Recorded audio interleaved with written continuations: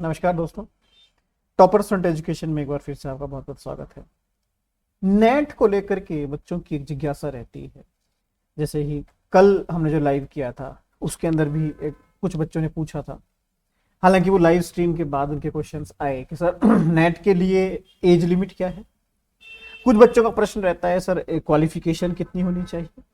कुछ बच्चों का रहता है कि सर मैंने बीए के अंदर कोई और सब्जेक्ट था, एमए के अंदर कोई और सब्जेक्ट है, तो क्या मैं नेट दे सकता हूँ। कहीं ऐसा तो नहीं होगा कि बीए और एमए में अलग अलग सब्जेक्ट के चक्कर में मेरा नेट नहीं हो पाएगा।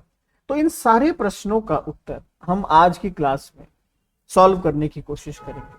इन सारे प्रश्नों का उत्तर आज हम ढूंढने की कोशिश करेंगे। तो चलिए शुरू करते हैं आज की क्लास।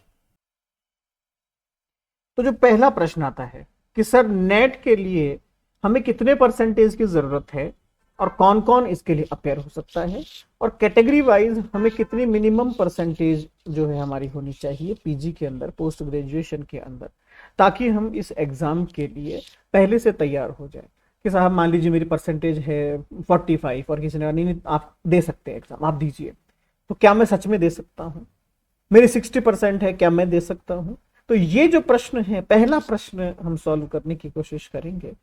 कहीं जाने की जरूरत नहीं है। यूनिवर्सिटी ग्रांट कमीशन यूजीसी की एक वेबसाइट है, उसमें आप जाइए, national educational testing bureau, NET bureau. NTA net का जो आपका वेबसाइट है, एनटीए नेट की जो आपकी वेबसाइट है, उसके माध्यम से भी आप इस पे जा सकते हैं। बट आपको यूजीसी में जाना पड़ेगा। यूजीसी में जाने के बाद ही आपको बहुत सारे प्रश्नों के समाधान मिलेंगे। प्रश्नों का समाधान इस प्रकार है कि आपके 55% मार्क्स आने चाहिए जनरल कैटेगरी के विद्यार्थी के, और यहां पर स्पष्ट रूप से लिखा हुआ है कि राउंड ऑफ के अंदर ये मार्क्स नहीं होने चाहिए। राउंड ऑफ के अंदर मतलब मान लीजिए मेरी परसेंटेज है 54.80, तो ये एनटीए 54 ही मानेगा इसे। आप ये मत कहिएगा सर 54.80 मतलब इक्विवेलेंट टू 55, नहीं नहीं नहीं। यहां स्पेशली लिखा हुआ है राउंड ऑफ में नहीं होनी चाहिए परसेंटेज 55।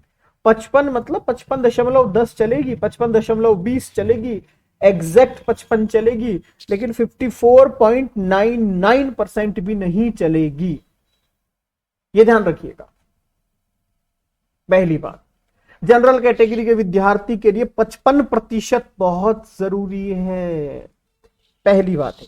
दूसरी बात, ओबीसी, एससी, एसटी, ऐसे विद्यार्थी जो शारीरिक रूप से थोड़े से, जिसको आप विकलांग कहें या दिव्यांग कहें, उनके लिए 50% मिनिमम मार्क्स रखे गए हैं। वही यहां पर भी एक नियम लागू होता है, विदाउट एनी राउंड ऑफ। 49.99 नहीं चाहिए, 50.10 चल जाएगा। 50 मतलब 50, 50, ये वहां लिखा हुआ होना चाहिए मार्कशीट के अंदर कि 50% तो है इनके। दूसरी बात, जो आपके ओबीसी, एससी, एसटी, पीडब्ल्यूडी, ये सारे आपके जो स्टूडेंट्स हैं, उन्हें अपनी इस 5% रिलैक्सेशन का प्रमाणीकरण देना पड़ेगा, सर्टिफिकेशन देना पड़ेगा, क्लेरिफिकेशन करना पड़ेगा कि साहब हम इस वर्ग में आते हैं, जिसको आप हिंदी में कहते हैं आपका जाति प्रमाण पत्र है। जाति प्रमाण पत्र ये आपको वहां संलग्न करना पड़ेगा जब आप फॉर्म फिल करेंगे, अदरवाइज आपको किसी प्रकार की छूट नहीं दी जाएगी। अगर विद्यार्थी कैटेगरी के अंदर कंफ्यूज हो जाता है, गलत भर देता है, तो उसे जनरल कैटेगरी का ही काउंट किया जाता है। क्योंकि अगर आप जनरल कैटेगरी नहीं है तो आप डॉक्यूमेंट्स लगाइए जिसमें आप ये साबित कर सके कि मैं जनरल नहीं हूं, और अगर आपने नहीं लगाया है तो आपको जनरल कैटेगरी का ही काउंट किया जाएगा। नेक्स्ट सवाल, अब हम बात करते हैं एज लिमिट की। एज लिमिट के अंदर एक बड़ी कंफ्यूजन रहती है। अभी जो लास्ट एग्जाम हुआ था कोविड के बाद, जिसको हम 2020-21 मान सकते हैं, उस एग्जाम में एनटीए ने एक नोटिफिकेशन निकाला था, और उस नोटिफिकेशन में एनटीए ने जो जेआरएफ की लिमिट थी उसे 31 वर्ष की हुई थी। अब कई बच्चों को एक कंफ्यूजन है कि सर जेआरएफ की एज लिमिट तो 31 साल है, लेकिन हमने वो नोटिफिकेशन ध्यान से पढ़ा नहीं, उस नोटिफिकेशन में स्पेशली ब्रैकेट के अंदर ये लिखा हुआ था कि ये जो रिलैक्सेशन दिया जा रहा है ये केवल और केवल और केवल इसी एग्जाम के लिए दिया जा रहा है, क्योंकि कोरोना के चलते हुए 2 वर्षों से एग्जाम नहीं हो पाया है। तो जो विद्यार्थी 1 साल बड़ा हो गया तो उसकी गलती तो नहीं है। मान लीजिए 30 साल की लिमिट है, मैं 31 का हो गया, क्योंकि एग्जाम हुआ नहीं 2020 में, तो ना ही 21 में हुआ, तो क्या किया जाए? तो एनटीए ने उसको रिलैक्सेशन किया। तो ये रिलैक्सेशन था जो एनटीए ने सिर्फ और सिर्फ एक ही बार दिया था। उसमें उन्होंने बाकायदा लिखा था ये जो रिलैक्सेशन है ये केवल इसी परीक्षा के लिए है, बाकी सभी परीक्षाओं में जो एज लिमिट है वो उसी प्रकार चलती रही। अब एज लिमिट का फंडा कहां पर आता है? बच्चे पूछते हैं सर असिस्टेंट प्रोफेसर के लिए एज लिमिट क्या है, सर नेट जेआरएफ के लिए एज लिमिट क्या है? तो इन दोनों का जवाब मैं एक ही तरीके से देना चाहूंगा कि एज लिमिट केवल और केवल जेआरएफ के लिए है, नेट के लिए कोई एज लिमिट नहीं होती है। अगर आपको असिस्टेंट प्रोफेसर बनना है तो उसकी एज लिमिट नहीं है। अब ये साधारण सी बात है कि अब 65-70 साल का व्यक्ति तो असिस्टेंट प्रोफेसर के लिए अप्लाई करेगा, क्योंकि कॉलेज के अंदर जो लेक्चरशिप या फिर जो असिस्टेंट प्रोफेसर की जो वैकेंसी होती है उसकी भी एक लिमिट है, तो उसको आप इनडायरेक्टली लिमिट से जोड़ सकते हैं। बट आयोग ने, यूजीसी ने, सीबीएसई ने, इन्होंने कभी भी असिस्टेंट प्रोफेसर की एज लिमिट को नहीं बताया। एज लिमिट केवल और केवल जेआरएफ जूनियर रिसर्च फेलोशिप के लिए होती है, जो कि 30 वर्ष मानी गई है। ये 30 वर्ष जनरल कैटेगरी के विद्यार्थी के लिए होती है, 30 वर्ष जनरल कैटेगरी के विद्यार्थी के लिए होती है। सीधा सा एक फंडा बताता हूं, 30 वर्ष जनरल कैटेगरी के विद्यार्थी के लिए है। इसके अतिरिक्त ओबीसी जो नॉन क्रीमिलियर होंगे उनके लिए, एससी, एसटी, शारीरिक रूप से विकलांग, तृतीय लिंग जिसको आप ट्रांसजेंडर कहते हैं, उन सभी के लिए, और जनरल जो फीमेल हैं उनके लिए आप केवल और केवल +5 कर लीजिए। 35 वर्ष जेआरएफ की लिमिट उनके लिए रखी गई है। तो 30 वर्ष उन सभी के लिए जो जनरल कैटेगरी में आते हैं और मेल हैं, और 35 वर्ष उन सभी के लिए जो OBC, non creamy layer, SC, ST, PWD, transgender और जनरल फीमेल्स आती हैं, उनके लिए 35 वर्ष की अधिकतम आयु रखी गई है।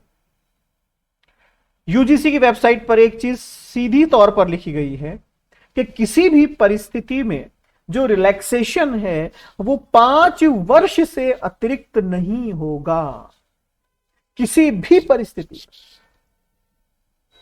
मतलब जो फाइनली जो रिलैक्सेशन दिया जा रहा है, भले वो एससी को, भले एसटी को, भले ओबीसी को, वो केवल और केवल 5 वर्ष है।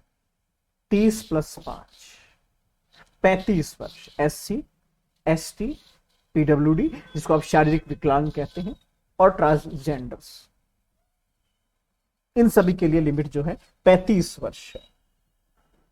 या तो आप मास्टर्स की डिग्री कर चुके हो, या आप मास्टर्स के फर्स्ट ईयर में हो, या आप बीए के फाइनल ईयर में हो, तो भी आप एग्जाम में बैठ सकते हैं, ऐसे व्यक्ति जो रिसर्च कर रहे हैं, रिसर्च के दौरान उन्हें अगर नेट करने की मन में आती है, उन्हें भी 5 वर्ष से ज्यादा का समय नहीं दिया जाएगा। इस दौरान उन्हें अपने जो सर्टिफिकेशंस हैं, जो रिसर्च के कागज हैं, वो जमा करवाने पड़ते हैं। मान लीजिए आपने पीएचडी पहले कर लिया, नेट नहीं किया, और मान लीजिए आपकी उम्र 38 वर्ष हो गई है, 38 वर्ष हो गई, तो आप कहेंगे सर अब मैं कर लूं क्या? नहीं, 30 + 5। लेकिन कुछ कंडीशंस ऐसी हैं जहां पर इसके लिए आप ट्राई कर सकते हैं। बट कुल मिला के 5 वर्ष एक अतिरिक्त श्रेणी रखी गई है कि साहब पीएचडी के अंदर जब आप रिसर्चर बन जाते हैं, पीएचडी में आप जब रिसर्चर बन जाते हैं, जैसे कि ये देखिए यहां पर कुछ वो कैटेगरीज हैं जिनका वर्णन किया गया है। Researchers are given a relaxation of up to 5 years only on the submission of certificate from the respective authority. अगर 38 वर्ष का विद्यार्थी उस परिस्थिति में करवाता है तो शायद संभव है। LLM degree holders will be allowed an upper age limit extension of 3 years. in all, the total age relaxation of the criteria mentioned above shall not go beyond 5 years under any circumstances. किसी भी परिस्थिति में 5 वर्ष से ज्यादा का relaxation नहीं देंगे असिस्टेंट प्रोफेसर के लिए. However, for the post of assistant professor, there is no upper age limit for the applicants. तो अगर मैं चार्ट की मदद से देखूं, SC, ST, PWD, ट्रांसजेंडर्स को 5 वर्ष, फीमेल ऑफ ऑल कैटेगरीज 5 वर्ष का रिलैक्सेशन है, कैंडिडेट ऑफ LLM 3 वर्ष का रिलैक्सेशन है, candidate in the arm force 5 वर्षों का रिलैक्सेशन है. तो ये एज का क्राइटेरिया. अब हम बात करते हैं रिजर्वेशन किस किस तरीके से और यहां दिया जाता है. आप एक जनरल कैटेगरी के विद्यार्थी हैं तो आपको 40% मार्क्स दोनों पेपर में लाना अनिवार्य है. दोनों पेपर में आपको 40% लाना अनिवार्य है, फिक्स है. वहीं अगर आप ओबीसी, पीडब्ल्यूडी, SC, ST के हैं तो 5% कम कर लीजिए. ठीक है.